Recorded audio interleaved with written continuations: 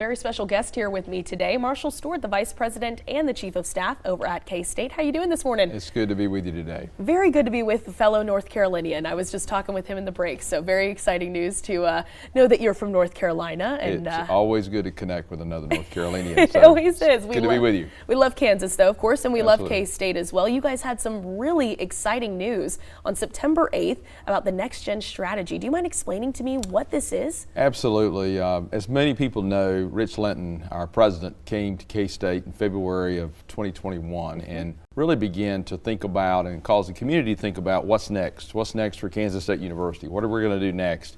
And through that process, began to really build out what we call the next generation land grant strategic plan. Had over 10,000 people, interviews with people across the state, on the campus, stakeholders, alumni, faculty, students, really thinking about how do we want to be known in the future. When you think about Kansas State University, it's one of the first operational land grants in the country. Comes out of the Morrill Act, which Abraham Lincoln signed in 1862. This university started in 1863. Has a lot of history about serving Kansans. When you think about 105 counties, you think about 2.8 million people. That's the real mission of the institution. How do we do that? So this has been an opportunity to gather input, and now we're launching into that and talking about what's next. And so really there's a lot of exciting things to think about students and where we want to go and how we want to interact with learners and really grow the university going forward. Wonderful. So, I mean, you briefly touched on it, but why now? Why implement this strategy right now? Well, universities in general, public higher education is certainly going through a tremendous transition. We saw that in COVID where many things went online, huge pivots. The way people learn today, people want it just in time. There's just a lot of change happening in education landscape, certainly in higher education landscape. So it's really timely to think about how you want to be going forward. When we think about students, for instance, we're going to reframe that around learners. We talk about reaching 30,000 learners by 2030. That's an example, not only the students that are on the campus, and we're going to grow that number, but you got to think about those people who learn online, credentials, micro-credentials, stackable credentials, not only degree bearing, but how do you reach all those folks? And there's lots of ways that people want to plug in, get the talent, the technologies, the technical assistance they need, and then be able to use that in the workplace. So it's a reframing of not only of what we've done in the past, but where we're going to go forward. We also think about our research and innovation. We're a great research university. If you think about things like wheat varieties, we're one of the leading wheat variety creators in the world. In fact, most people will say Kansas State has created more wheat varieties than any university in the country. And so if you go all over the world and you look at drought resistance and things like that around the globe, we truly have had global impact, but it all started here in Manhattan, Kansas.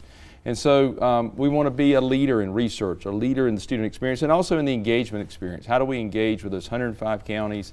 We have this wonderful thing called extension that goes across all these different counties and communities. How do we reframe that and do more, bring out the whole university to really serve and ensure that all Kansans get benefit from all the research and innovation of Kansas State University? So what I'm hearing from you is it's really, of course it's improving the university, but it's improving the community, right? It is. It's really about the state of Kansas. At the end of the day, if you think about 2.8 million people in the state, collectively, they're a big donor base because they provide public resources through the Kansas Board of Regents, through the legislature to do good things for Kansas State and the other Board of Regents schools. So we have to think about that. It's not without some obligation to serve them. And so we think about that in a different way. It goes back to our Heritage and Land Grant. If you go back to 1862, it was to open up access for education, to allow that son and daughter of toil, as it says in the original language, to allow them to come to school, to not just be for the affluent, well-connected, but to be for everyone. We still carry that mantle forward. We want to make sure that all Kansans have access. They may never come on our campus. They may never come to Manhattan, Kansas.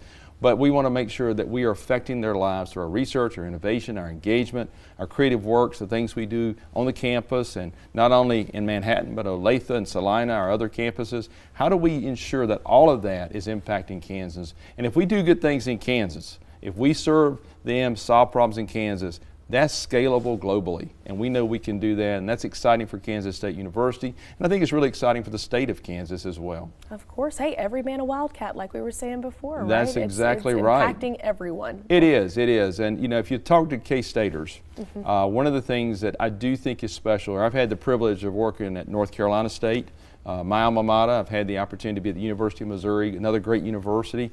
But Kansas State, clearly, if you talk to the alums, you talk to those who are here, there is a special passion. You know, they say that purple is not just a color here, it's really a value. It ties people together, and we see that in our imagery and the way people connect with the university. You see it on Saturday in a football game, but you really see it in the passion, the way they come back and really want to serve and serve their communities. When they leave us, they want to make a difference in community, and that's part of that ethic of land-grant university that we will continue to do in the future for the state of Kansas. All right, well, hey, thank you so much, Mr. Stewart, for coming on and speaking about this. We, like I said, always love talking to you and love hearing what's going on at K-State. Well, we appreciate the opportunity to do it and always glad to do that. And so we always want to end with this, go Cats. Of course. All right, Becky, let me know what's going on with our bus stop forecast right now.